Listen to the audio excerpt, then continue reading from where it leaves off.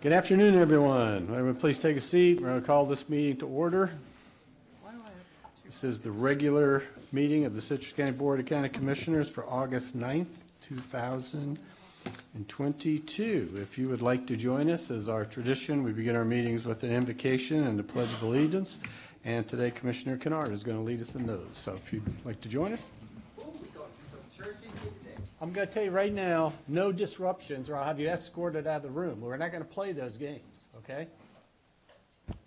Okay, before our invocation, if you would, join me in a moment of silence. Mr. David Arthurs passed on Monday. For those of you that knew him, David, he came to town and bought the Citrus County Chronicle in 1964 at a ripe age of 35 years old. He sold it in 1980 and continued on for a bit as a publisher and hired the recently retired publisher, Jerry Mulligan. Mr. Arthurs was quite a character. If you knew him, he will be missed and certainly left his mark here in Citrus County while he was here. Let's say a prayer. Dear Heavenly Father, Lord, we thank you so much for the many blessings in our lives. We thank you for those who have joined us here to go about carrying about the county's business. We pray that you would give us hearts and minds and wisdom and discernment as we go about deciding each of these items on our agenda. Lord, as always, we pray for our men and women in uniform around the world. And we pray for our first responders here at home. Pray that you'd protect them all and bring them back home safely to their families. In Jesus' name we pray. Amen. Amen. I pledge allegiance to the flag of the United States of America and to the republic for which it stands, one nation, under God, indivisible, with liberty and justice for all. Thank you very much, Commissioner Kennard. Could we have a roll call, please? This is a regular meeting of the Citrus County Board of County Commissioners this 9th day of August, 2022. In attendance are Chairman Ronald E. Kitchen Jr., First Vice Chair Ruthie Sabah, Second Vice Chair Holly Davis, Commissioner Scott Carnahan and Jeff Kennard, County Administrator Randy Oliver, and County Attorney Denise A. Diamond Line. Thank you very much. You're welcome. Mr. Oliver, anything to add or remove from the agenda? No, sir. Okay, Commissioners, be looking for a motion to approve. Second. Okay, so Commissioner Carnahan makes the motion, second by Commissioner Slaybach. Okay, all in favor say aye. Aye. Any opposed say nay, and that passes unanimously. Next, we have the consent agenda, which is item B1 through B9. What's the Commission's pleasure? Take the approved consent agenda entirety. Second. Okay, so Commissioner Carnahan makes that motion, second by Commissioner Slaybach. Is there any comments from the public on the consent agenda? Is there any other board discussion? All in favor say aye. Aye. Any opposed say nay. That passes unanimously. Takes us to proclamations. We have one, item C1. Move to approve item C1. Mr. Second. Chairman. Okay, Commissioner Slaybach makes the motion, second by Commissioner Davis. All in favor say aye. Aye. Any opposed say nay. That passes unanimously. Is there anyone here for that, or we're just reading it? Oh, there's somebody here? Okay, so Commissioners, we invite you down front.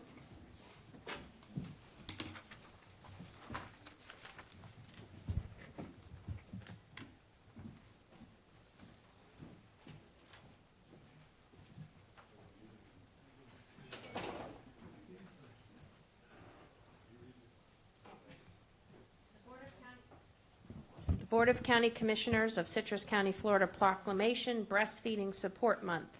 Whereas infant nutrition is considered a public health issue and critically important during natural and health emergencies, the nutrients exclusive to human milk cannot be manufactured. Breastfeeding promotes overall health, growth, and development and helps to prevent infections as well as asthma, obesity, diabetes, and other chronic illnesses in childhood into adulthood. And whereas breastfeeding benefits a mother's postpartum recovery and decreases the risk of ovarian and uterine cancers, diabetes, and heart disease, the Surgeon General's call to action to support breastfeeding highlights that If 90% of U.S. babies were breastfed exclusively for 6 months, the nation would save an estimated $13 billion per year in health care costs. And whereas breastfeeding is recognized by the Florida Department of Health, Florida Breastfeeding Coalition, Tampa Bay, and Florida West Coast Breastfeeding Task Force, and major medical organizations such as the American Academy of Pediatrics, the Center of Disease Control and Prevention, the National WIC Association, the Office of World Health Organization, among others, as the healthiest method of infant feeding. And whereas Black Breastfeeding Week is recognized during the last week of August, focusing on racial disparity in breastfeeding rates and the unique cultural barriers among Black women, which is linked to high Black infant mortality rates, Black Breastfeeding Week also aims to promote diversify in the lactation field and reduce first food deserts in Black communities. And whereas Florida laws permit mothers to breastfeed in any location, public or private, irrespective of whether the mother's breasts are covered during breastfeeding, and states that the act of breastfeeding shall not be considered public indecency. Parents and children are valued members of the U.S. labor force. Accommodations for breastfeeding at work protected under the law benefit not only women and children but employers, as there are cost savings in terms of health care due to less illness, higher morale, and a stronger sense of loyalty among lactating employees. Now therefore be it resolved by the Board of County Commissioners of Citrus County, Florida, does hereby proclaim the month of August 2022 as Breastfeeding Support Month in Citrus County, Florida, encourage all citizens to join in this worthy observance. Executed the 9th day of August 2022.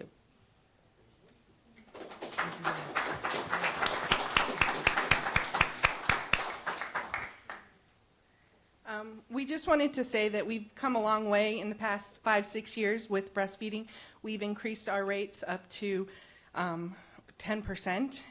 We've continuously seen growth and more support, more families wanting to give their baby the very best nutrition in the first years of life, and we are continuing to work until we get everybody to meet their goals. That's what we're here for.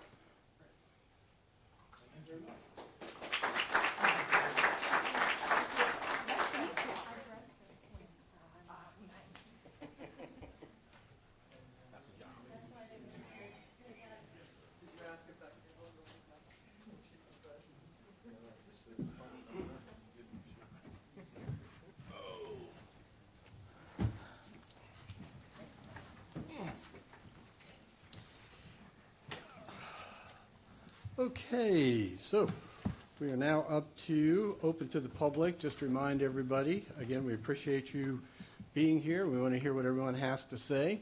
If you come up and you are speaking as an individual, you have 3 minutes. If you're speaking representing a group and that group has a letter on file giving you authority to speak for them, please let us know and we'll give you 5 minutes.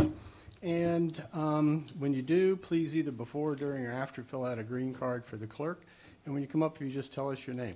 Also, just as a reminder, we're glad you're here, but I've asked you this over and over and over again. Do not disrupt this proceedings. So that means waving things in the audience, yelling from the audience, applause, cheering, booing. We ask you don't do any of that. If you have to carry on a conversation, please take it outside so it does not disrupt the people sitting around you and they can hear what's going on. Okay? So with that said, first speaker, please. Thank you. My name's Bud Osborne. I live in Inverness. I'm here to speak on behalf of Too Far. Too Far has given the clerk a letter authorizing me to speak full 5 minutes. Too many times, city, county, apply for a grant. We never realize what happens after that. Did they get it? Did they not? Did they use it properly? In the last legislative session, Too Far applied for a grant. We're working on restoration to the lake system, all 15 lakes. My purpose here today is to keep you posted as to how we're spending your money. We want you to know where it goes, when it goes, and how it goes. Right now, to start with, we've worked with DEP to get contractors that are qualified and ready to work to do the work on the lakes. Another area we're working on is part of the grant. We're given $350,000 for communications, advertising, and marketing. Our first phase in that area is to send a letter to every lakefront owner so that they know what we're doing and when we're doing it. To save costs, the volunteers at Too Far are going to handle much of the footwork or the legwork to get the mail-outs taken care of. The more we can save on immaterial items like that, is the more we can put to cleaning up the lakes. We're also, in addition to hiring a contractor, we're hiring a job foreman. Too many times people hire someone, they're doing the work, but are they really doing what we want the way we want? We want to make sure this is done properly and with all the things it would affect SWIFMUD, DEP, and every other agency under the control. Lastly, we're already working and waiting for the new applications for the next year's grants.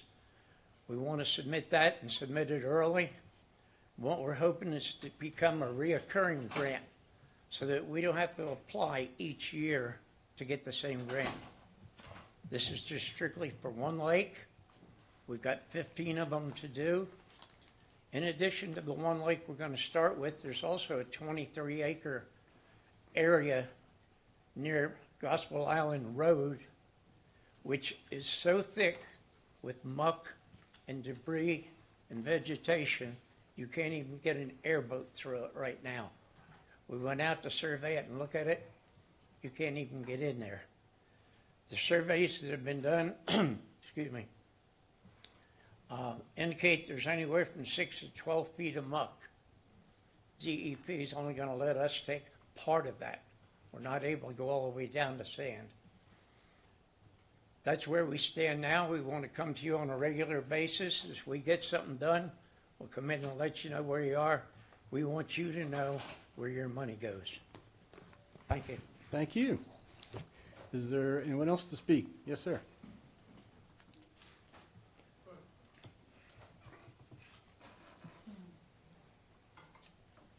Hello, I'm Miss Ron DeSantis. Yes, I'd like to address some issues about code enforcement. There seems to be, since the governor has made it so that people have to identify themselves if they call on their neighbors as far as a code violation. So there's less code violations being reported, but what about the code enforcement? It seems to be like there's some areas that are just not even being dealt with, like down on Duncan Field, or you also have we have some areas that are like junkyards, and I'm worried about the aquifer and how much pollutants are going into there because you have all these cars in one area that are just deteriorating with the transmission, oil, all kinds of stuff that's going down into the aquifer. I mean, don't we have some kind of precautions for that? Don't we have some rules and regulations? But we really need to be looking into that. I appreciate that. Thank you. Thank you. Next speaker, please.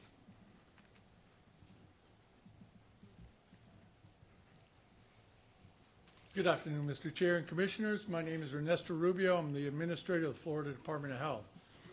So I wanted to speak to you during the... 5 minutes? Yeah, I'll be way less than that. I wanted to speak to you during the budget hearings, but I had to be called away. I couldn't stay that late, so I just want to cover what I was going to say at that time. So first of all, let me thank you for the military we're receiving this year and the upgrades that you're doing to our budget. You know, this is a partnership between the state and the county, and we appreciate it very much how we work very closely together with the staff and with the county and the services that we get from you, and we appreciate that. I would be remiss, though, if I didn't bring up some subjects. Number one, I want to remind you that our work program brings over $1 million of revenue into the county, into our program for formula, and that's every year we do that. That's a recurring expense. We did cover our pay raises this year of a 5.38% pay raise for all our employees. We also did increase, the state of Florida did increase all minimum pay at $15, and we've absorbed that within the county health department and everything that we're doing there. So that was not reflected in the public health millage that you gave out this year. But I will tell you that I'm working very closely with the county staffers because the county health department is running out of space. Right now, there are positions I would like to hire to be able to bring into our county, but I'm dealing with a space problem, which, again, as I'm telling you, I'm working with the staffers on that, seeing what we can do in our existing buildings today to alleviate that problem. But I ask you to look at the future, because the future, the county is growing, we're going to be growing, and I think that within the next 5 years, we're going to probably be looking at a new county health department administration building. We've got to get that onto our CIP and our planning. So again, not asking for any of that this year. What I'm really looking for is the commissioners and letting staffers know that that's a conversation we got to start having. Let's start looking at our reserves. We do have that public health millage. We can put monies in reserves for future growth that we're going to see there, okay? So again, thank you very much. I appreciate your time. Thank you. Next speaker, please.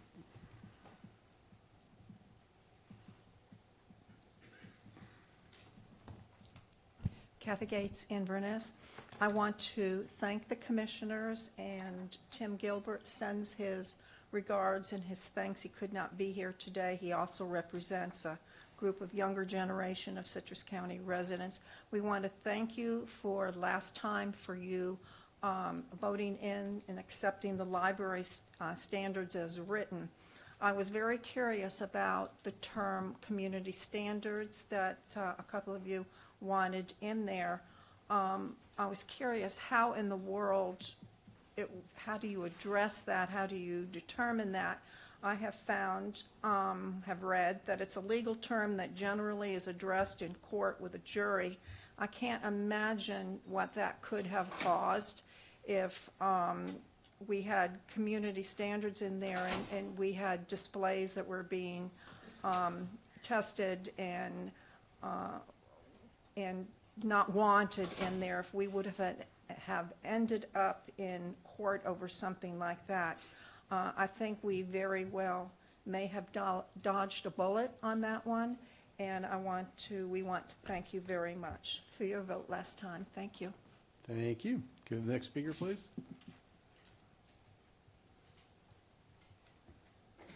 Hello, I'm Donna Viglione. I live in Inverness, and I'm here because I read in the paper last week about PaveRight falling behind on their schedule of the paving, and my husband and I own Tarmax Paving. We're not involved personally or professionally with PaveRight, but when we saw the article, we felt we should say something in their behalf, because we do know Mr. Kolitz, who owns the plant in Lecanto Central Material, and even as a small company, we have to call in advance to ask for asphalt. We had a job in Floral City. We only needed 10 tons of asphalt, and we had to call C.W. Roberts to see if we could get it from them, because the person was waiting to get their certificate of occupancy. They had to have their driveway apron completed. So we know the problem with the aggregate and getting asphalt. When we call, you have to call ahead, and we ask, can we get asphalt next week? And Mr. Kolitz told us, I'm trying to be fair. I have a list of people that are waiting to get asphalt. And there isn't another place. You can't just, it's not like Walmart. Oh, they don't have it. This one will go next door to another. We have the one plant in our county. The DAB has closed. The plant that was closest up by 484 has closed. So we're limited on where we can get the material. It's like punishing Winn-Dixie because they can't get baby formula. They don't have a control over it. And the price of asphalt, we tell people now, if we get a bigger job, your price will only go up for what we can show the price of asphalt has gone up, because it's gone up almost 30% since the beginning of the year. And we just don't want to see happen to PaveRight the same thing that happened with DAB. As far as we know, they do good work. They've been here a long time, and I just hope that you'll consider that and not penalize them for things out of their control. Thank you. Thank you. Go to the next speaker, please.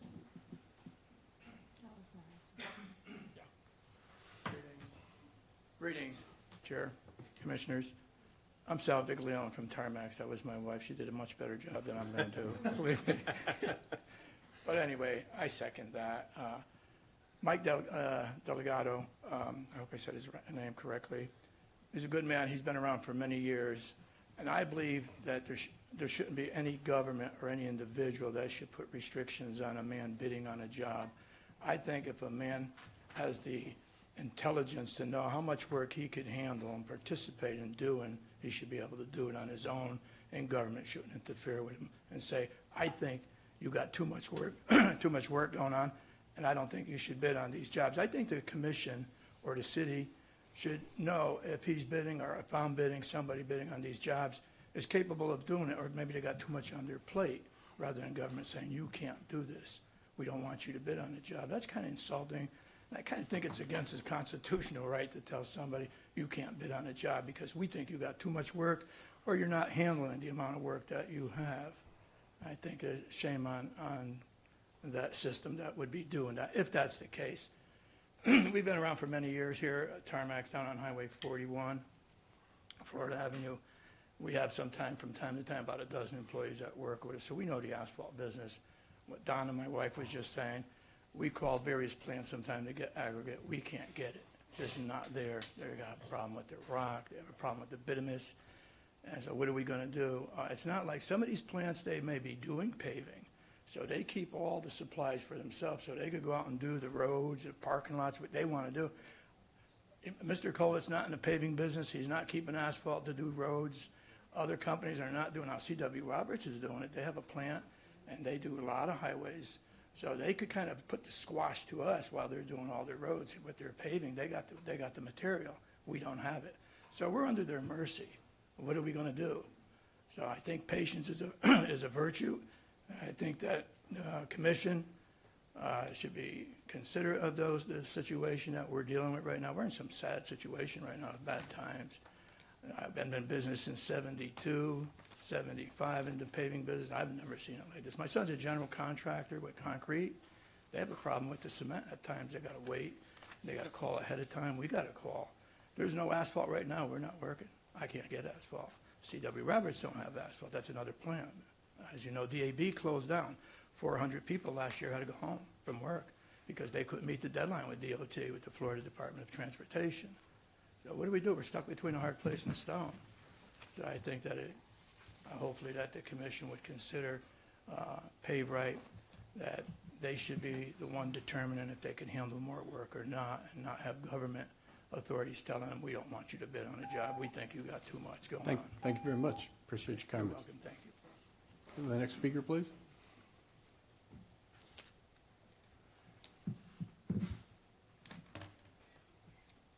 Afternoon. My name's Jehu Gann. I'm a resident of Inverness Village 4, located in Citrus County, outside of the city of Inverness. Citrus County has placed signs on our roads in Inverness Village 4. The signs read, "This road not maintained by Citrus County."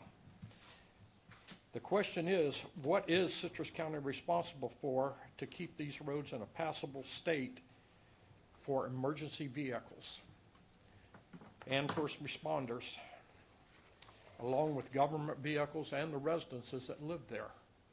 And I stress the word passable. I have heard contradictions of what Citrus County's responsibilities are pertaining to these roads. And at this time, the residents and myself are asking these Citrus County roads be kept in a passable state for emergencies. Another reason I'm addressing this right to Citrus County at this time is these emergency vehicles would be Citrus County emergency. Thank you. Thank you. We have the next speaker, please.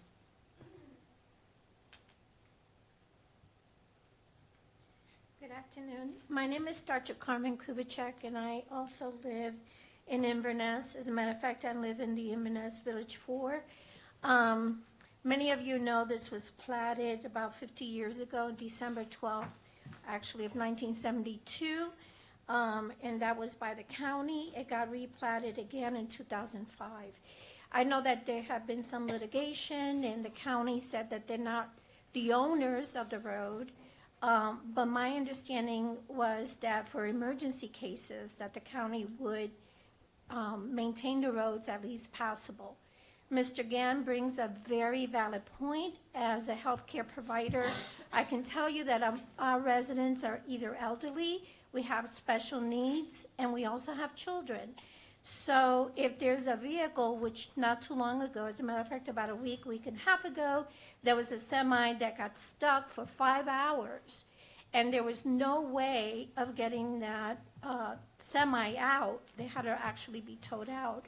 But it's happened on several occasions, and my concern is for the residents, as well as the fact that we can't come and go. The post office has told us that if they get stuck, they will not be delivering our mail. So what I'm asking for is, like Mr. Gann asked, was to see who is responsible for maintaining those roads, especially for emergency cases. There was a municipal service benefit unit that was granted to 41 homes in the village, Inverness Village 4. And I was wondering, that was in 2011, I was wondering if we could actually utilize that to get our roads also done. That's it. Thank you very much. Is there anyone else to address the board at this time? Anyone else? Third and final time. Anyone else to address the board? Okay, we'll close public input. Commissioners, anyone wish to respond to anything they heard? Commissioner Carnahan? Yeah. Yeah, thank you. Randy, on the Village 4, those are private roads? The plat's been accepted by the county, but the county's not accepted them for maintenance. Okay, and what about their concerns about getting, emergency vehicles in there? I mean, is there?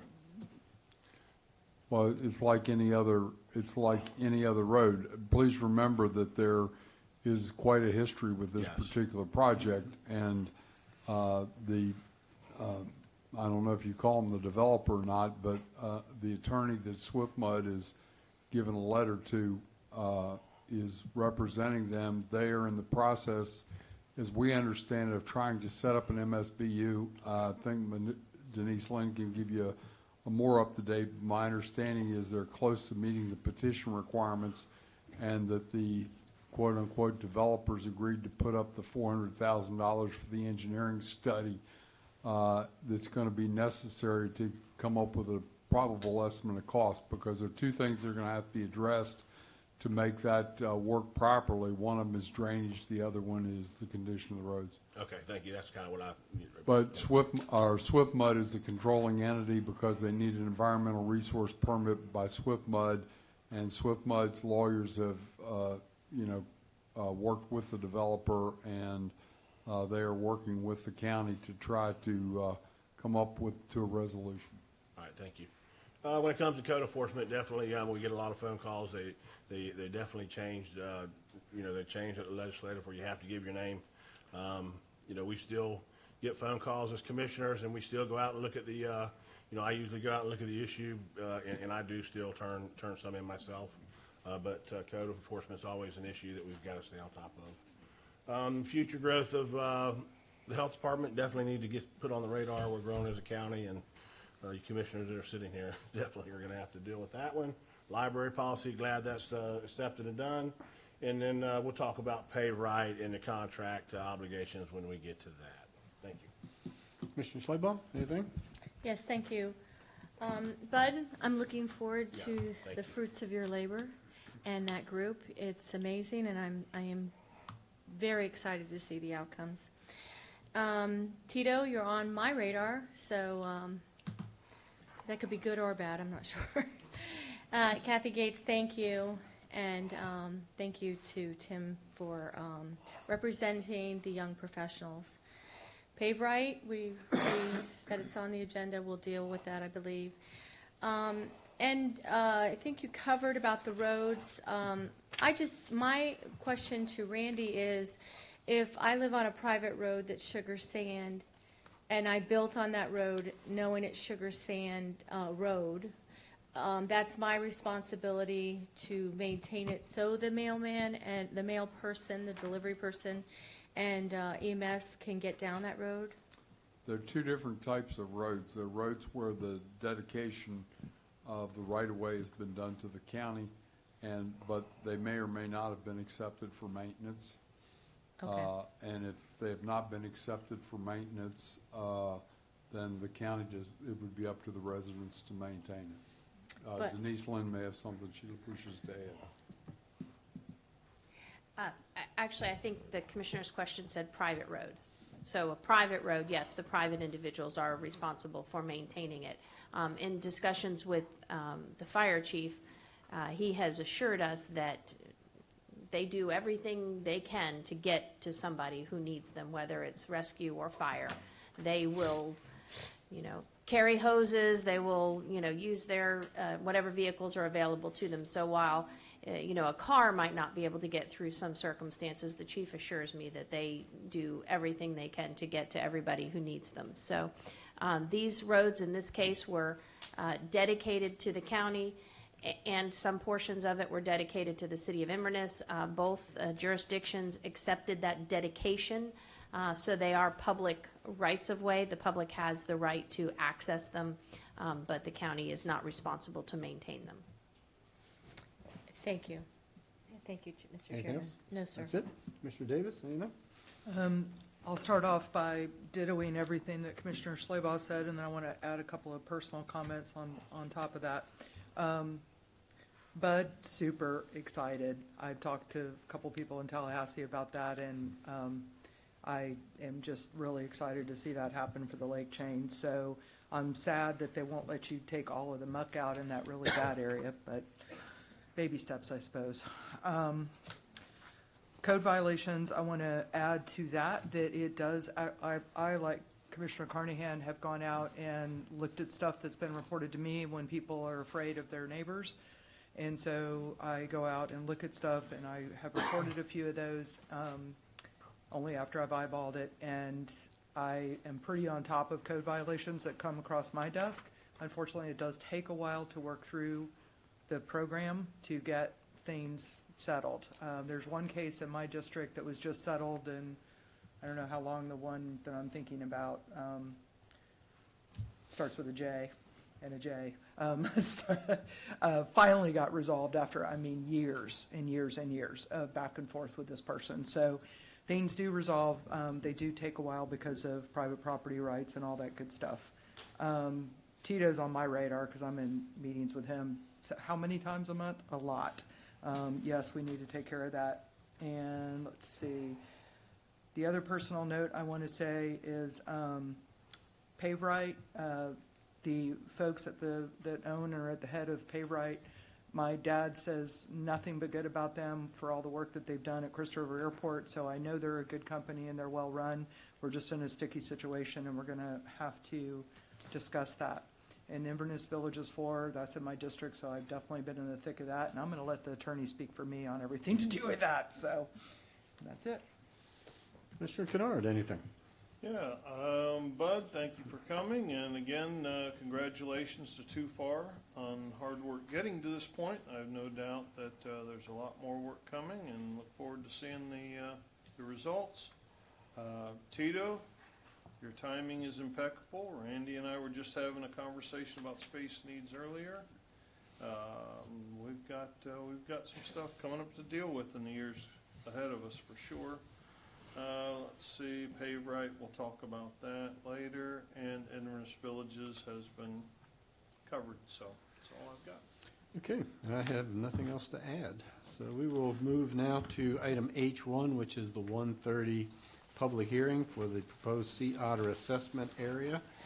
We will conduct a public hearing about the imposition of special assessment for this provision of wastewater collection system, and then the board will decide what they want to do after we do that.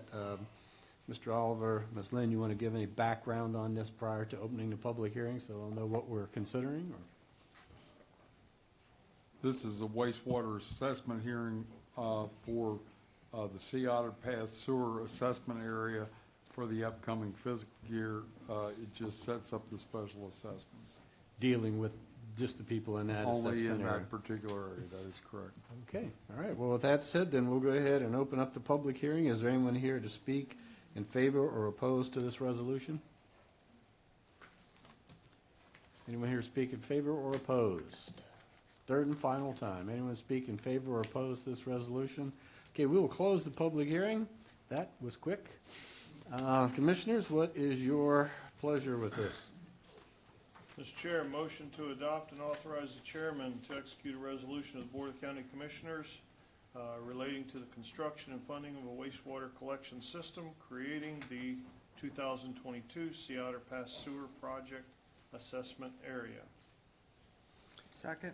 Okay, does that include? And authorize the clerk to record the resolution of public records. Thank you, sir. So Commissioner Kennard makes that motion, and Commissioner Davis made the second.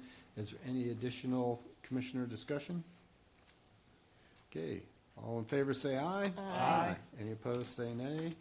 That passes unanimously. We will now return back to regular business, which consists of item E1, bids. Commissioners, what's your pleasure with this? Motion. Go ahead. Motion to approve item E1A through, where are we at here? L, I believe, if L. you're going to do them all. Yes, okay. Okay, so Commissioner. Second. Commissioner Kennard makes that motion, and who had the Well, second? Carnahan and I tied. so- Okay. That's fine, you can't give it Okay. to Commissioner Davis. Well, my left ear is better than my right one, so we'll give it to Commissioner Davis. There you Okay, so we now have a motion on, to approve the bids. Is there any public comment on items E1A through L? Okay, any further commission discussion? Okay, all in favor say aye. Aye. Any opposed say nay, and that passes unanimously. Let us now move on to item E2.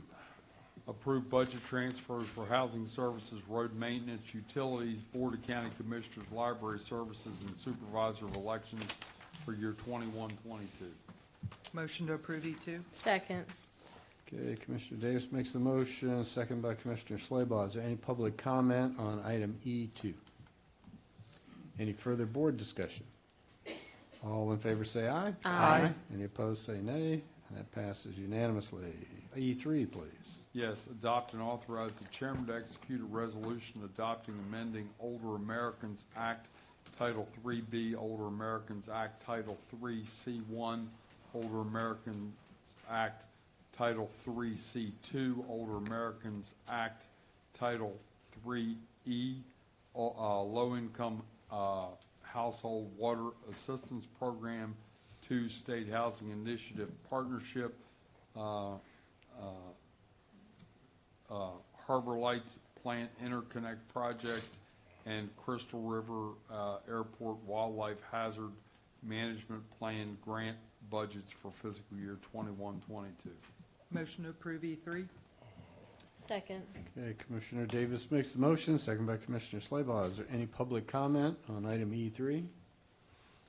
Any additional board discussion? All in favor say aye. Aye. Any opposed say nay. That passes unanimously. E4, please. Yes, these are land acquisitions being purchased out of the stormwater funding for the purpose of trying to mitigate situations where we have flooding, and this is coming out of the stormwater fund. So we would ask for approval of A, B, and C. Move approval of E4, A, B, and C. Second. Okay, Commissioner Carnahan makes the motion, second by Commissioner Davis. Is there any public comment on this motion? Is there any further board discussion? All in favor say aye. Aye. Any opposed say nay. That passes unanimously. E5, please. Yes, E5, as you're aware, we went out to bid for selling certain fire stations, and we're asking you approve and authorize the chairman to sign the lease termination letters for the Church Without Walls International, Inc. and Community Food Bank of Citrus County. It'll give them 60 days as required by the lease, and then authorize us to proceed with the sale of these particular properties and record the documents in the public records. We're also asking for direction on where you want these proceeds to go. Commissioners? Move approval of E5, A, B, and C. A, B, and C. Second. Okay, so motion to approve E5 by Commissioner Carnahan, second by Commissioner Slaybaugh. Chair. Also, I'm sorry, there's D as well. A, B, C, Yeah, and sorry. D. Yeah, I gotta flip the I'll page. second that. Okay, well, the D, we need to provide that direction, so. And uh, I'll ahead. I'll jump out there since I made the motion. Sure. I believe these funds should, can we put these in like repaving and infrastructure? That's up to the board. Okay, I would like to see the funds go to infrastructure. I would like to see that also. Okay, so the motion maker says item D, and the second says item D is to see the funds go to infrastructure. Infrastructure, that's my, yes. You clear with that? Seems a pretty broad category. That's a pretty broad category. Okay. All right, so that's the motion, and we have a second. Is there any public comment on that motion? Commissioners, any further discussion? Mr. Chair, Yes, sir, Commissioner Kennard. I'd like to ask the administrator if he needs that narrowed down more, if he's okay with, You all are going to have to approve whatever comes out of there in the future, so it's really up to you as to whether you want to make it more restrictive or not. I mean, I'm not opposed to it. We need funds in, going into our infrastructure, but, you seem to be a little bit, unsure at the broad scope of that. But if you're okay with it, I'm fine with it, and let's move forward. As I say, it's very broad. I mean, you could use it from anything from buildings to road repaving, and anything in between. I mean, infrastructure is a very broad category, but as I say, the board's gonna have to approve the money coming out of there as part of a budgetary process, a budgetary amendment or transfer. Okay. Mr. Chair? Yes. I believe, didn't we say all the properties that we sell were supposed to go to the animal shelter That was- prior? Are we overriding that with a different desire? I mean, animal shelter is still infrastructure, obviously. And we need roads paved and we need a whole bunch of stuff done, so it's all good. We sell stuff and, sell things assets we own, and we take care of assets or build new assets with what we sell. Well, that's a good point. Originally, the board gave direction to the administrator that from the sale of properties, that money would go to the fund to build the new animal shelter. So if you're saying now that is included in infrastructure, that is kind of broadening that previous direction. But as the administrator pointed out, that's the board's prerogative, so. I just want to bring it up. Yep, so, any other discussion on that? So everyone knows the motion as it stands, A, B, C, and D. My own position was, I supported it going to the animal shelter because if you're going to build a new county building, it makes sense rather than borrowing the money to move sale of a county building that we're not using to a new county building that we're building. So, again, but infrastructure, as Mr. Oliver pointed out, can still be used for that, but the board will have to give more specific direction in the future. So- Mr. Chair? Yes, sir. I believe the last time that we had an agenda item, it was surplus property we were getting rid of. I believe it was just some vacant lots in Citrus Springs, if my memory serves me correctly.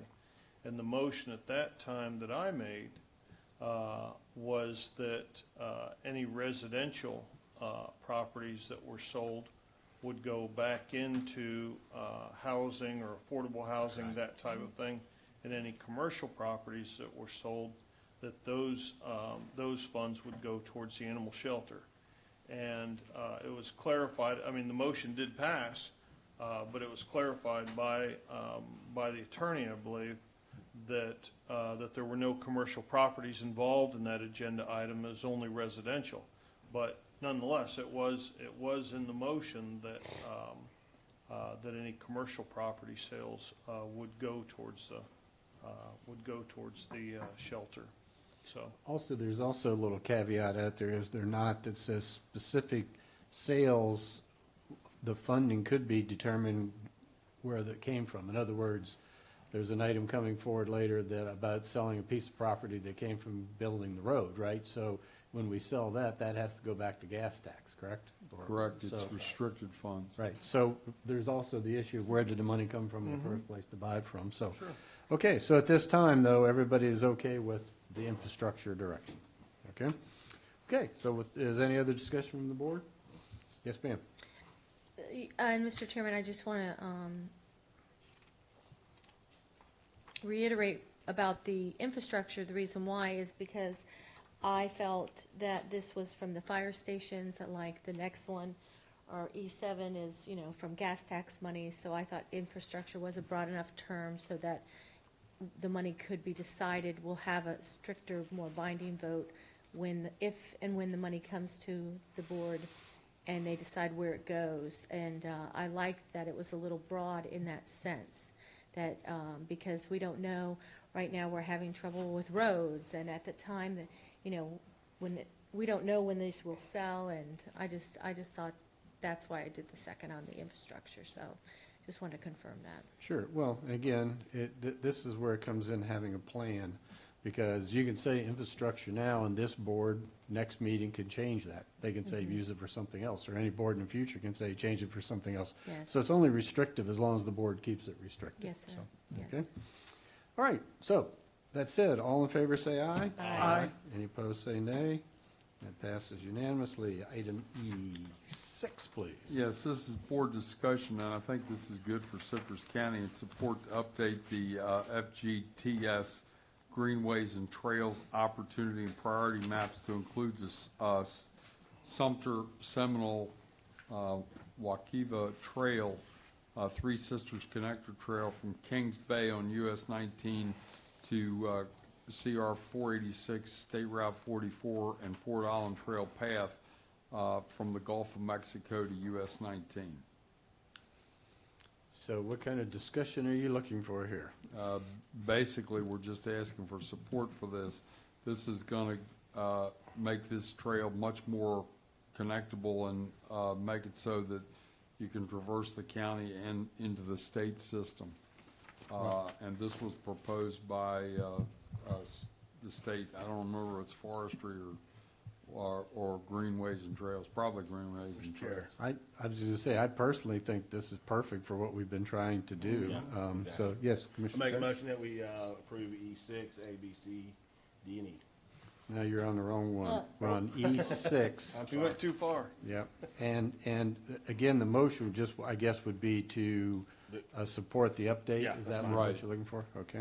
Support the update. So. I Okay. would second that. Okay, so we have a motion by Commissioner Carnahan and a second by Commissioner Kennard to support the update to FGTS Greenways and Trails. Okay, is there any public comment on that? Okay, any board discussion? Again, I think this is the kind of stuff we just got to keep going after, because we know trails are important to us here and what we've been trying to do. I particularly like the Fort Island Trail, so I see that one on there as well. Yes, so. sir. Okay, so all in favor say aye. Aye. Any opposed say nay, and that passes unanimously. E7, please. Yes, accept offer to purchase surplus property at 6773 West Norville Bryan Highway, Crystal River. This is property that was acquired through gas tax funds, so if the property closes ultimately, there's a significant due diligence period in this, then the funds would need to go back to gas tax funds and could be used for any legal gas tax purposes. With that, we'd ask for approval of A, B, C, and D. Mr. Chairman, Yes. I move to approve E7, A, B, C, and D. Second. Okay, so we have a motion by Commissioner Slaybaugh, second by Commissioner Kennard. Is there any public comment on this motion? Is there any further board discussion? Okay, all in favor say aye. Aye. Any opposed say nay, and that passes unanimously. E8, please. Yes, acknowledge the list of discounts, errors, double assessments, and insolvencies against the 2021 tax roll. Looking for a motion to acknowledge, I guess, is what you're looking for? Yes. So move. Okay, so. Second. Okay, so we have a motion by Commissioner Carnahan, second by Commissioner Kennard to acknowledge the list of discounts, errors, and double assessments. Okay, is there any public comment on that? Any further board discussion? All in favor say aye. Aye. Any opposed say nay, and that passes unanimously. E9, please. Yes, E9 is A, approve and authorize the chairman or designee to execute the agreement with OLP RS Partners LLC. B, approve and authorize chairman or designee to execute any related documents required to complete the agreement, authorize the Office of Management Budget to deposit the funds required by the agreement into the financial accounts authorized for the project. D, authorize staff to engage in the true-up process required by the agreement, including but not limited to authorizing OMB and or the clerk to accept and deposit any underpayment received by the owner into the project accounts, or to issue an overpayment owed to the owner from the project accounts. And E, authorize the clerk to record the agreement in the public records of Citrus County. Motion to approve E9, A, B, C, D, and E. Second. Okay, Commissioner Davis makes the motion, second by Commissioner Kennard. Is there any public comment on the motion? Any further board discussion? All in favor say aye. Aye. Any opposed say nay. That passes unanimously. E10, please. Yes, E10, there are no easy answers to this one, but let me just give you the brief history. This is for the FY 21-22 paving contract. If you remember, there was a discussion among the board about getting these contracts out sooner. Well, the contract, the notice to proceed was issued February the 25th. As of today, there have been 13 roads paved out of 179, or 7%. The original completion date was July 25th. The board extended the contract 60 days till September 25th, and the contractors requested a 60-day extension to November the 25th. We do not believe it's realistic that the contractor will complete this project by November the 25th.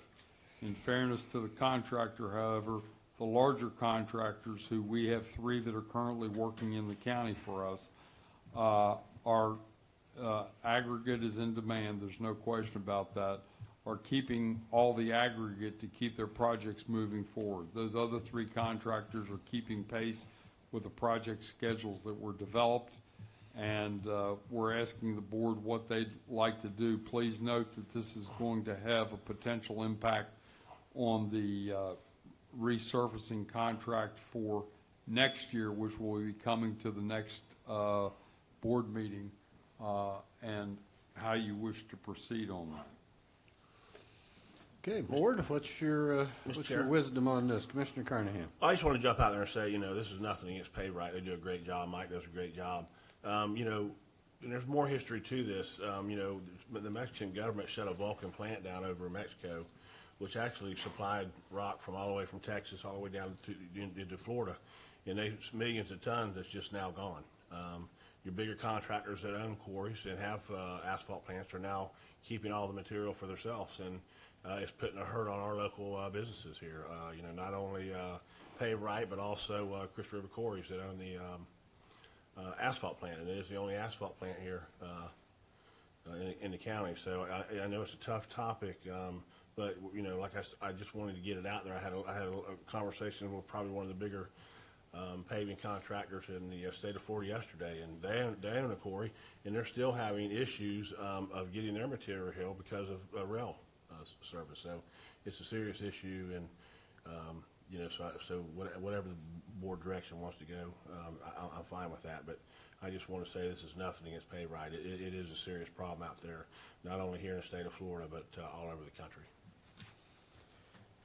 Any other comments? Thoughts? Mr. Chair? Yes, Commissioner Kennard. I guess I probably changed my position a little bit on this after hearing these folks come up and publicly speak about it. Obviously, we've had some conversation with Randy about it, and hearing Commissioner Carnahan, and I've spoken with an individual involved in this out in the public. This appears to be, on the surface, it appears to be really out of their control.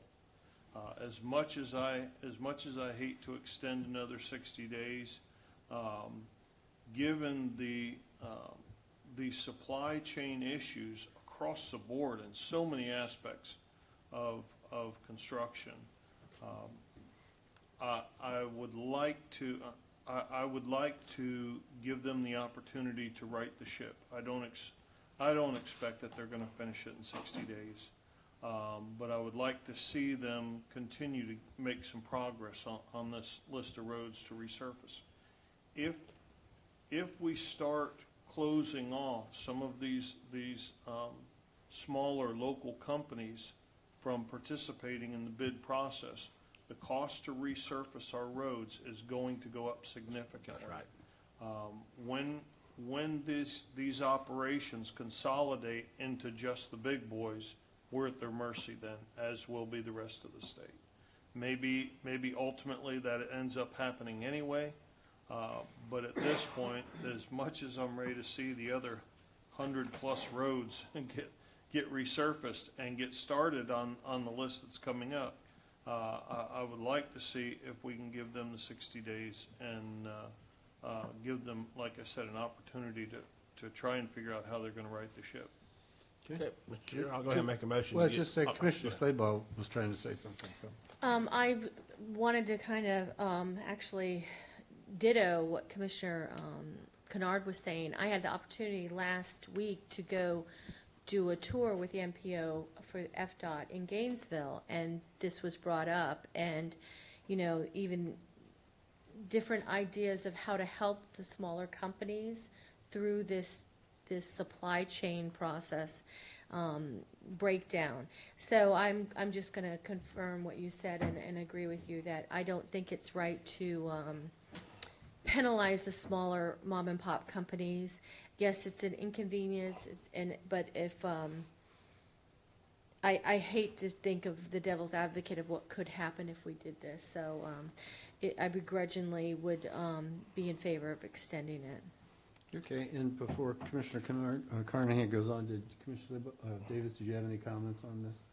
I am in complete agreement with what everybody has said. It's Okay. just, we can't kill a small business for something that's not that we would necessarily do so, but we put them in grave danger if we pull back on that. So, and I agree with Commissioner Kennard. I don't think they're going to necessarily write completely finish in 60 days, but having some good progress would be wonderful.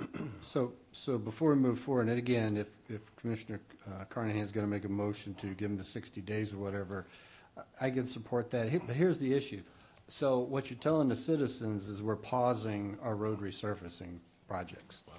Okay? So when they call and want to know why their streets aren't getting paved, we're going to tell them it's to help small businesses in Citrus County. So just so you guys are ready to explain that. The other thing is we jumped all over staff to have the next list ready to go to pull the trigger on October 1st. So if you keep extending this, and that's okay, but my only point is it would seem obvious to me that this contractor would not be receiving the next contract to start October 1st if they're not completing the one they already have. The other thing would be is if we do this and we move forward, whoever we hire on October 1st, there needs to be a provision in the contract that they tell us that supply is not an issue, because if tell us now, if you're going to take the contract and say, I can do it in X number of days, don't take the contract and then tell us later, oh, now we're having a supply issue. Okay, so I just think we need to be sure. We all want to help everybody and be nice to the local businesses, but at the same time, we have an obligation and to repave the county's roads, and it's not getting done by just continuing projects down the road. So I'll go along with it, but there's got to be an end to it. There's got to be an end game to it. Commissioner Kern. No, and I agree 100% with you. The supply is not going to get any better anytime soon. There's no doubt about that. So I agree with you that they need to finish what they have before they get anything else, okay? And unfortunately, the big guys are putting the squeeze on the small guys. So with that being said, I agree with your statement there. I think that we extend it one more time. Let's see what they can get done and move forward, because we do have an obligation to pay the roads. And with that, I make a motion to give them a 60-day extension. Second. Okay, so I have a motion by Commissioner Carnahan, second by Commissioner Davis, and Mr. Oliver, I would think that would be the board agrees with the request for additional time, and the board will need to direct staff to amend the notice to proceed.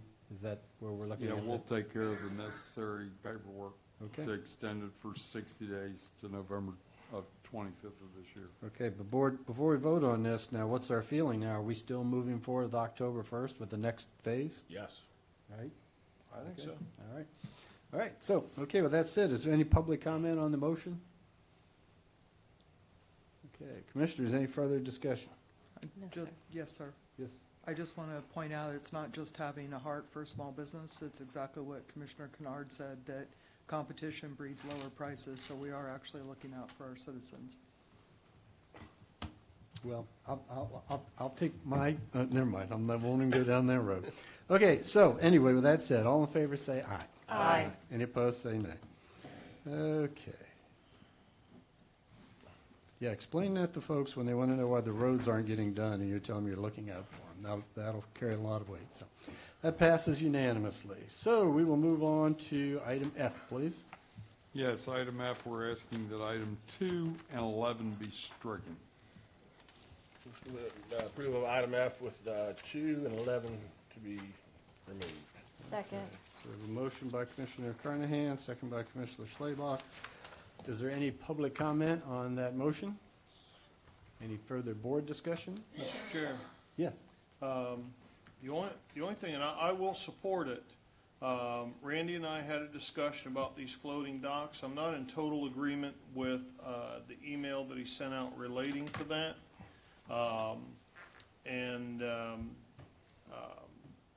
I'm going to reach out to a couple of the local dock companies and find out what seems to be their standard for a floating dock. My understanding is right now that staff does not have an issue with a floating dock. What we're trying to avoid are the building of fingers coming off of docks, adding additional mooring space.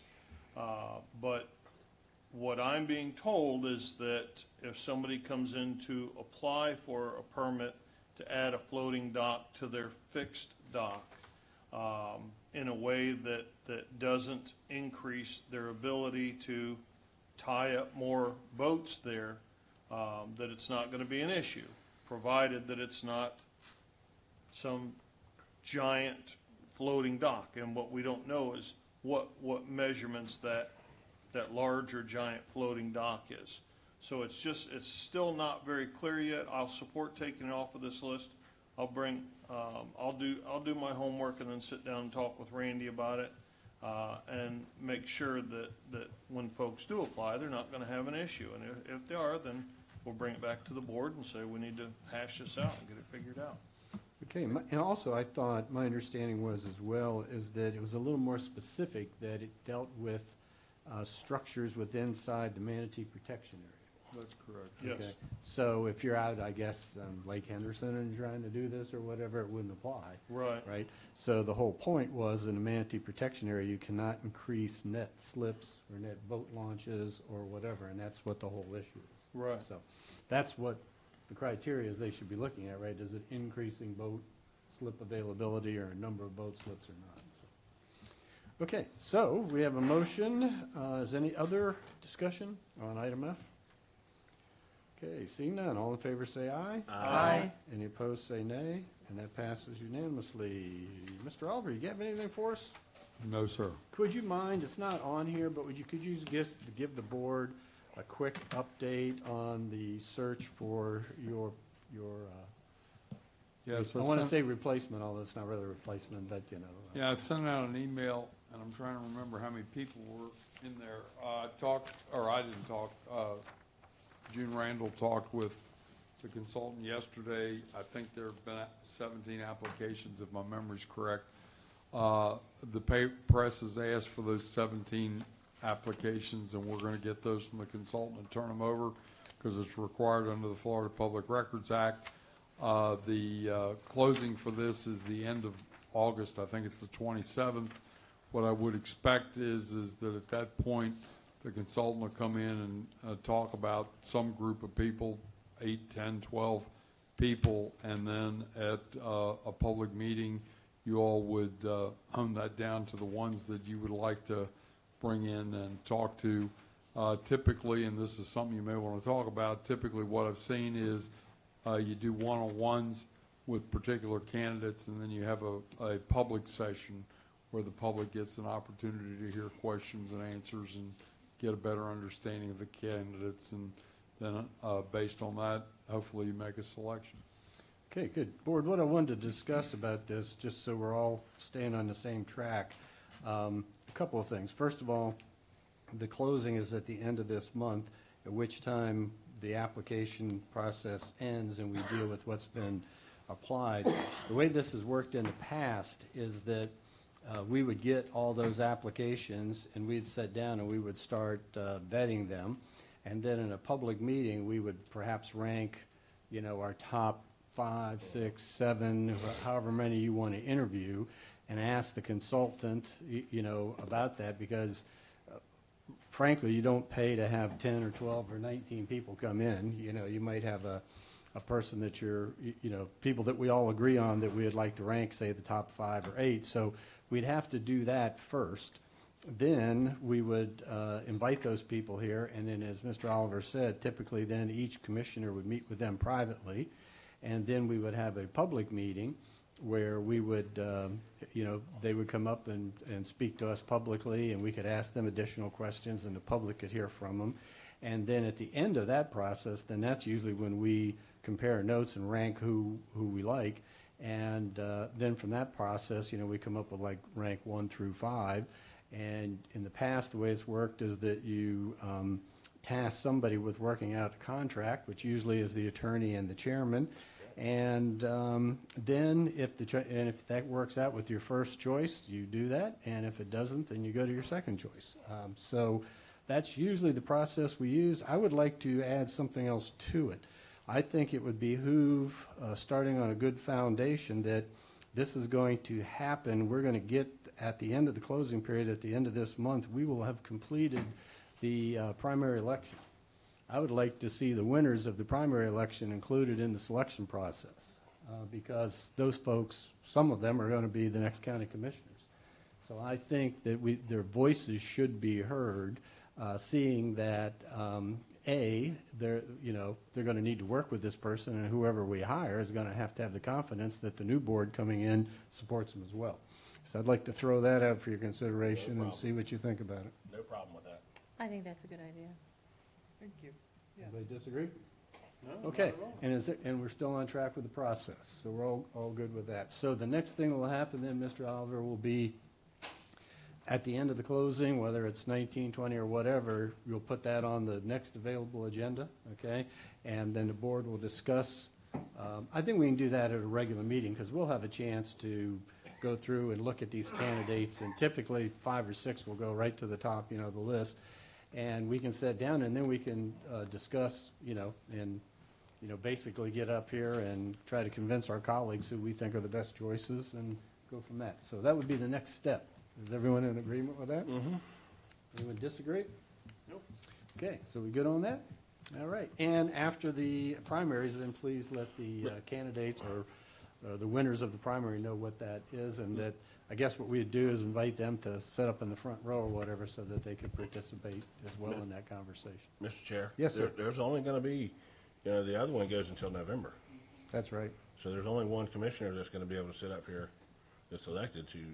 Well, then that might be the case, then we might have to. I'm just letting you know, there's one race going, because there's an independent. Yeah, but whoever wins, whoever the winners are from, say, on August, and if it goes to November, there's still going to be one winner from that election, right? So you're not going to have 4 going to November, you're only going to have 2 going. Or the most 3. Right. Okay. All right, we got that? Everybody's good? I just have Yes, one yes. remark. You're assuming that the will be pretty local, the applicants are local? No. Okay, and I didn't understand, are you saying that we would be responsible for bringing them in? Usually we do. Usually you have to Okay, pay for their okay. travel. So, Okay. yeah, if you pick 5 from California, you're going to have to pay. Yeah, to okay. But again, the thing would be is we would do we have to cull the list down, and we'll do that, and then we'll say, okay, if we agree to 3 or 5 or 7 or whatever, then we'll tell HR, invite these people, and then the next step would be meeting with individual commissioners. I just wasn't sure, this will be my first time doing this, so. Yep. Well, my experience with this has been is you rank them and they tend to change. You might do your first ranking, and then when you meet with them, and you might change your ranking, and some may move up, some may move down, and after the public thing as well, you know. And then again, like I said, it comes down to, I won't call it arm twisting, we'll call it trying to convince your, Negotiating. convincing your fellow commissioners who you think is the best or whatever, so. Okay, so we're good on them, Mr. Oliver? I just want to make sure we're always on the same path here as we're heading along, so. And the public has shown an interest. I was asked that question yesterday, what's the timetable? And as far as we're looking at, you're still looking at having a new administrator on board by the end of September, right? Is that correct? That would be my goal. Okay, very good. So we should be able to make this happen quickly once we get the names in front of us. And also, so the public knows, all these applications are public record, so you'll be able to see them. Anybody that wants to can. All right, so let's move on to advisory. There is no advisory board nominations today. We have committee reports. Who wants to begin? I don't have any. Okay, Commissioner I do. Slabaugh. I had the opportunity, like I said earlier, to go to the MPO retreat in Commissioner Kennard's place, and I was very excited because it was an opportunity to see FDOT's labs and the whole process. Just some interesting facts that don't necessarily apply to us, but they could if we ended up growing the way it looks like we are. But car trips on a lane compared to truck hauling on roads is 9,800 car trips, automobile trips to one four-wheel, what do you call them? What do you call the big truck? Semi-truck. Semi-trucks, thank you, I couldn't find that word. But 9,800 vehicle trips to one semi-truck trailer. And what they're leaning towards possibly talking about bringing before legislation is trying to figure out how to do actual truck lanes, dedicated truck lanes, and doing maybe a high-performance concrete with steel. And you all know this, you've done this, and you've done the tours, but I just thought it was fascinating. And there was also that the one product that lasts, 4 times the if a road lasts 20 years, it'll last 100 years, but it is like 5 times the price. So, it looked like it would just never wear down with the steel in it and the concrete and everything. So it was a long day. We got to sit in the room with commissioners and the MPO's staff directors, and it was very open. I didn't see any of the directors holding back, making their comments, and very educational, and I'm glad that I got to attend that. Thank you. Have you been to the weekend training seminar? With the MPO, no, it was Yes. it wasn't. I Okay. came in on I COVID. would just encourage, I'm sure as Commissioner Kennard would, as soon as you get an opportunity, Yeah. it's very, very helpful. I came in COVID, unfortunately, Yeah, but I okay. will. Thank you. Yeah, some of us took punishment to go through it twice. So, Yeah. Okay, anything else then, committee-wise? thank Commissioner you. Davis, any committee reports? I do. I have 2, but I want to make a remark about it sounds like a road that's 20 years or 100 years, and then the 100-year one costs 5 times as much. It seems like a wash, right? But if that math is accurate, think about all of the wasted time spent on the road waiting for something to be repaved.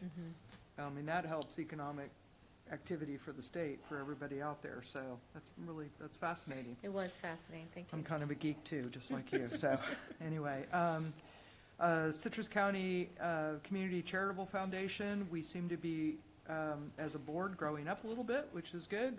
We've gotten the attention of the hospital board. They want to have a 2+2 meeting, 2 members of the hospital board, 2 members of our board to get together and re-look at how the funds are going to be a little bit, broaden the scope of what they can be used for. So that's really nice to have that trust that they reached out and asked for that meeting or meetings. And then I also had the Early Learning Coalition, which obviously we had a long moment of silence for Galen Spenka that we lost. And otherwise it was fairly routine business, and I have TDC tomorrow. Okay. Commissioner Kennard? Nothing other than I think we would be remiss with going through our agenda today and not talking about DOT listening to local governments. Yeah.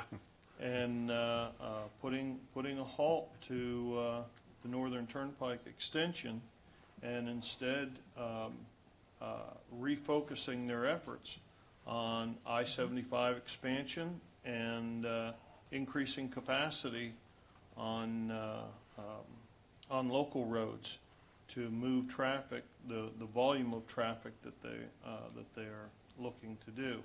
I was asked by somebody involved what my thoughts were on that, and I said exactly what what we've talked about, and I just mentioned that that road was not for Citrus County, that DOT needed to focus on expanding I-75 options there and expanding capacity on local roads to move the traffic. So very happy that that our board took the position that we did, and after the last MPO meeting, I believe that this upcoming MPO meeting in September, that the MPO was also prepared to follow our lead. That I think that our we certainly did not vote on it, but I think that our colleagues from Hernando County, as you well know, that typically if something's important to one county, the other one gets behind, and I believe they were prepared to do that. So that was good. So props to DOT for listening to local government and local people. I mean, that's where this, let's not kid ourselves, that's where this grew out of, is people voicing their opinion on what their thoughts were with it.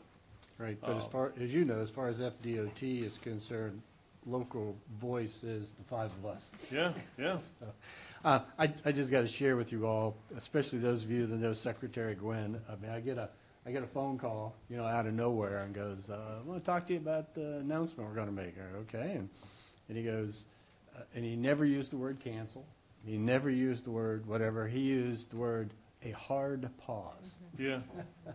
We're going to take a hard pause. But the other thing he said that I what can I say? I've always enjoyed dealing with Secretary Gwynn. But he said, we're not going to work against any arbitrary date, you know, a date that, because the legislature said do it by this date. He goes, we're going to do it very thoughtful. We're going to look at what the need is, what the options are. We're going to take our time. And, you know, we're going to come up with something that'll work, not just something that somebody says, give us something by this date. So, and we know that. We know the issues are not going away, but what we've always said is we didn't think that was the way to deal with them. So I was just happy to hear that they have. And you know, again, we always know this. FDOT has always been a good partner to work with, but let's remember they work for the they work for the state government, you know, so that has always got to be in consideration. Okay, anything else? Nope. Okay, well, I have something for you guys. Yesterday was the TVRPC meeting down in Tampa. The Citrus County, the counties, the 6 of them automatically have a seat on the Executive Budget Committee, which even if the full council can't meet, the Budget Committee could meet as the committee of the whole if they have to. So a lot of the stuff gets done as far as budgeting and planning about the building and that kind of stuff. But the TVRPC is in a very unique position. They're one of the few planning councils, there's 10 in Florida, they're the oldest. They were the ones that actually years ago had the foresight to buy their building. Okay, well, after September, or the end of this year, their building will be paid off. Okay, and they have the space they don't use leased out to other organizations. So after September, and up to this point, most of the funds that come in from those have been able to pay the mortgage payment. So what I've encouraged them to do in the future, and they've agreed to, is just keep budgeting that debt payment, but then use it for future maintenance on their building. So if it comes time for a roof or whatever, they'll have that. So anyway, it was a good meeting. I just want to pass out a couple things. They produced for us the All Hazards Disaster Planning Guide that you all can get. I highly recommend citizens pick these up. Talks about evacuators stay, how do you make that decision, the supply kits, what do you do with your pets, what a shelter really is, and do you really want to go there? You know, it goes into a lot of that, and these are available. So point that, and I asked that to be dropped into each commissioner's Thank box. you. So you guys should have had, that was the advanced copies. I don't know if the county has gotten their full allocation yet or not, but that they should. Okay, so here's something I want to talk to you about, ladies and gentlemen. Let me finish the business part. First, also, just so you know, one of the many things the TBRPC does, it's also the economic development arm for our region. And we have to have the EDA, the Economic Development Administration, mandates that we belong to this type of organization. So the TPRPC fits that. And one of the things that has to happen is what's called the Comprehensive Economic Development Strategy, or known affectionately as the SIDS. And that has to have a major 5-year update. So one of the things that we have done is yesterday we voted to open the 30-day public comment period, which will begin August 15th and run for 30 days. And then once this is adopted, it'll go to the federal, this is our district for economic development, which will mean is being involved in this, that it qualifies us for funding for federal programs if we so choose in the future, because we don't have to be a standalone organization. They do that for us.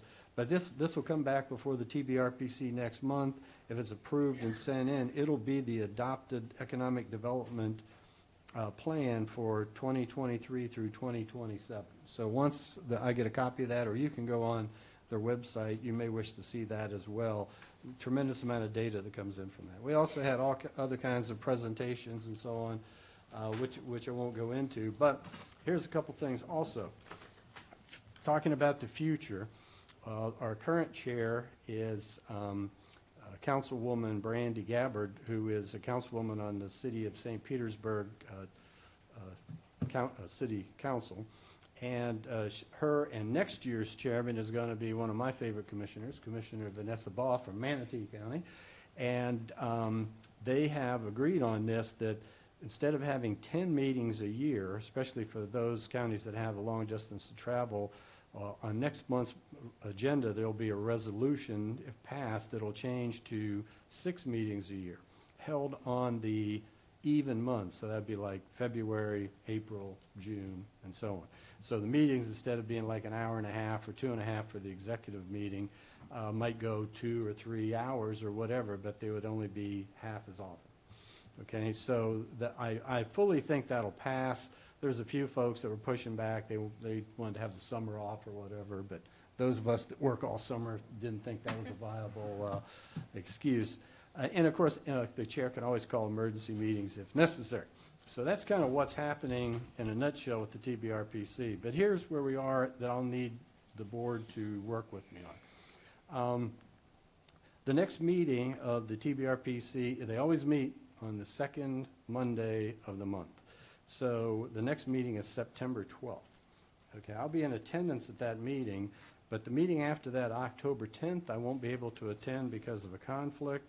And November 14th, I will have my last county commission meeting November 7th.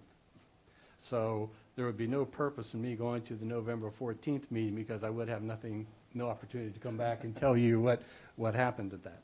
So with that said, what I would like this board to do is I would like to appoint Commissioner Kennard to take over my position at the TBRPC for the remainder of this year, and then until you get to your reorganizational meeting after the first of the year when the new council comes in, if Commissioner Kennard would do that. Absolutely, I would love to. Okay, because here's my point. If the board agrees with this, Commissioner Kennard could come down September 12th. I could introduce him to all the folks down there, and that'd be my last meeting. Okay, and then he could, come back in October and November and give you guys updates of what's going on. And then when you guys reorganize after the new board gets here, then you can fight over if he wants to stay or somebody wants to take his place. So it's not on the agenda. I don't think it has to happen today. It has to happen by September 12th. But if you were in agreement with that, I'd like to put that on the next agenda to approve putting Commissioner Kennard on as our representative to the TBRPC. Anybody disagree? Yes. I kind of disagree, but I do have on the calendar to go in the September meetings and October meetings, just to kind of, I was hoping to shadow you, but, whatever the board decides. It's up to you. My only comment is if you're going to be chairman next year, this board right here is an all-consuming, you could be down in Tampa 2 or 3 times a month all day, depending on what happens. And if you're going to be chairman, that's a lot to do in the first year. So but that'll be up for you guys to figure out what you want to do next year. And I came up with that is because Commissioner Kennard wants, Commissioner Carnahan and I are gone as our senior member on the board. So Sure, no, I don't disagree with that. I was That just, was my point. but that is a good point. So how long have you been on the TBR? The TBRPC. TB. From the very beginning. I mean, well, they've been around 50 years. Citrus was moved out of the Withlacoochee Planning Council and sent to Tampa, which we didn't want to go. So I was the very first, I've been the only representative for Citrus County at the DBRPC. So I've been there since we've been put into that. So that would make 8 years when I'm done down there. So when you were a chair, were you a chair second year, third year of? So I'll be in the same boat as you. So I think I could handle it. Well, it's for you to fight out in the future. I just wanted, since you threw it out there, I'm like, okay, yeah. Hey, I'm not going to tell anybody you can't work. I'm as pretty much good as at you like, so. I'm pretty good at handling stuff just like you. I know, but remember, this is my only job. It's my only job. I don't do anything else. This is it. So, okay. All right. So, with that said, if everybody's in agreement with that, I'll just ask that to be added. That it'll be the board do that, and then we'll create a letter or resolution or whatever to send down there with them. And if that's the case, then I will go, and we can make it so that after the September meeting, then Commissioner Kennard would be our representative. That'll allow me to still be the voting member, in September, since we have some business to finish up or whatever, okay? I'll be shadowing. Okay. All right, so that's all I have committee report-wise. Thank you, board members. Okay, and we'll go into Commissioner Carnahan. Do you have anything for us on that? Commissioner Kennard, anything? No, sir. Okay, Commissioner Davis, you have something on here. Yes, I have one voting item, but also have one item just for discussion. I met with EDAC and in regards to Holder Industrial Park, and they had concerns because they got a call from a really hot prospect that was very interested in the property. And when we weren't able to give them a hard answer on it being shovel-ready with utilities, they evaporated.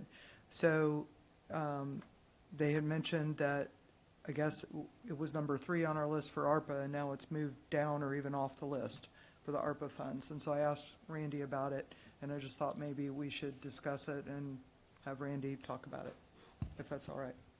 We're going to finish up the design, and the lift station is the biggest thing. Ken Cheek's in the audience, and he can correct me or add what he feels is appropriate. Within 12 months, we could put the pipe in the ground to put it there. This is a force main. Alternative to that, we'd either need to cut some other projects or take money out of the Economic Development Fund to actually run the line. We think one of the challenges up there is the transportation grid. Apparently, the transportation grid was not an issue with this particular prospect, but what was the cost on that again? I don't think I had my... I don't remember. Ken will know. Mr. Cheek, did you mind? Mr. Oliver volunteered you, so... Good afternoon. Our number was 4.2 million for the sewer. And water's already there? It's already there. And what's the time frame if we got that hot prospect again, can we give them a hard date? And that's really tough in today's world with all the supply chain issues, and of course buyers know that, so that's why they're going to value already shovel-ready, or at least being built. Yeah, as Randy said, we're working back with the engineer. They were about the 30% design phase, so we still have additional design work to do. probably, I would say that would be a 6-month process to get a construction-ready design done.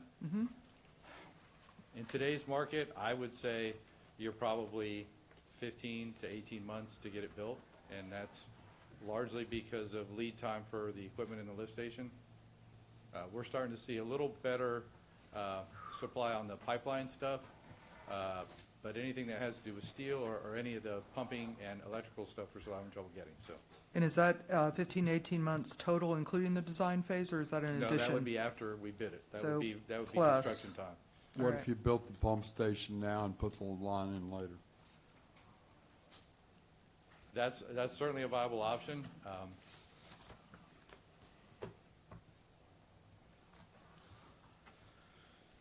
I'm not sure. The lift station itself is probably in the $750,000 of that number, roughly. It's going to be a big regional station. That's a rough number for the lift station itself. So you could basically split that money out. Obviously, the way things are going, the longer we wait, that $4.2 million is a moving target too, but it's already dated about a year from the time we came up with that number. Okay. Since this is the only time when we can all discuss it, does anybody have any thoughts on moving that up or where we would? Well, as usual, you won't want to hear my thought. My thought is this is not a commissioner issue. If you have somebody that's interested in that, those people should be coming in and talking to staff and working out these negotiations and saying, what about if you do this and we do that, and this is what it's going to cost, and this is how long it's going to take. This is not the way you plan projects, by having staff stand at the podium and do that. So that's my thought, but other commissioners may disagree, so. All right. Thank you, Mr. Chief. Thank you, Mr. Chief. All right, M1, extension for United Way contract to December 31st. I did have a personal conversation with the new CEO of United Way, George Smallstig, and I just feel like we should give, they've had some pretty major hiccups in the last few months, and I felt like it was worth, I didn't think that was a staff decision to make. I thought it might be a board decision that we should make, we should vote one way or the other to give that extension or not. So I'd like to move approval of M1. A second.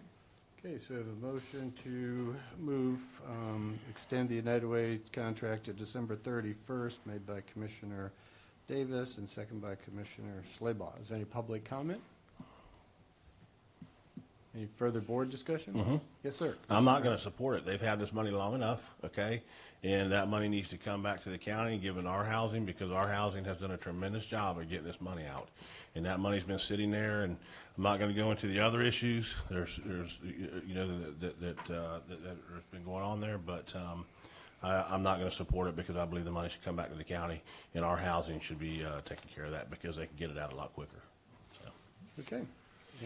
Yes, ma'am. I'm going to support it. At this time, it's $16,751.43. We put a lot of staff labor into this. Let's just let them spend it and extend this. That's what I'm going to vote for. Okay. Any other comments from commissioners? Yeah, I'll go ahead and chime in. I'm going to support it. I think that United Way has done an admirable job with the money that was given to them through this federal money that came through us to them. And if you know, when people are looking for help, I would like for them to first consider the nonprofits in our community. And then as a last resort, looking to government entities. So it's a relatively minimal amount of money. They're doing good things with it, so I'm going to support it. Okay. You know, my thing with this is it goes back, I thought all this money was obscene. I think this is part of it. We were told this is an absolute dire emergency, and what are we, 2 years now since this money has been out there? So it must not be that much of a dire emergency if they can't spend the money in 2 years, okay?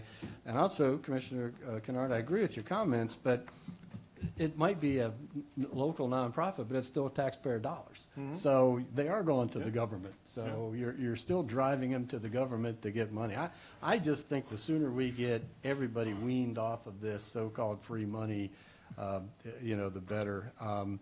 And again, we already have in place, as Commissioner Carnahan said, the staff at the county level that administers these grants that, we had no problem spending the money and more through that process. So, you might say, well, it's only 16,000. I still think you go out and ask the average person on the street, that's a lot of money. And if there was if it met its goal, they should be here saying, we spent it all in the first week, we need more. Not, we can't spend it fast enough. So, and again, whatever you all choose to do is the way it'll go, but I just can't support for that. I'd rather get this money back in, get it out, get it spent, get it over with, because all we're doing now, see, we're extending, and that doesn't meet the criteria of an emergency for me. So, any other discussion? Yes, ma'am. Yes, and I can agree with you on some of your points. I just think that they're almost there, and I hope I didn't say that it's only 16,000. I don't believe I did, but they're just almost there. It's $16,751, and I just think let them just finish it out. New CEO, and I have faith that they can do it. Okay, so any other discussion? Okay, all in favor of the motion, say aye. Aye. Any opposed, say nay. Nay. So that passes 3-2. Okay, Commissioner Slaybaugh, anything for us? No, sir. Okay, I have nothing additional. County Attorney, anything for us? I have nothing, thank you.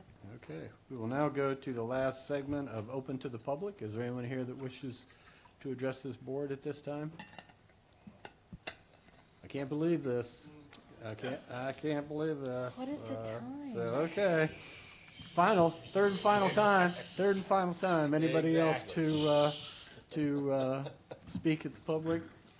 Okay, so we're going to close public input. Let me announce our next meetings. Our next regular meeting will be August 30th at 1 o'clock in this room. After that will be September 13th at 1 o'clock in this room. And after that will be September 27th in this room. Please be aware that the August 30th meeting is 3 weeks from today, correct, and not 2, due to Election Day being in two weeks. Okay, so just so everybody's clear of that. And then we also have our tentative budget hearing on September 8th at 5:01. That's a Thursday night, hugely attended with Doug. He'll be the only one here. Yeah. And then, well, this year might be different. We'll see.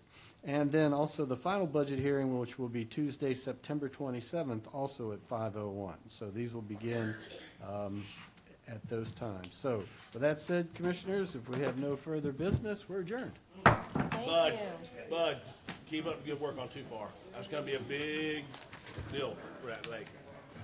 Appreciate it. Yep. Gosh, that is.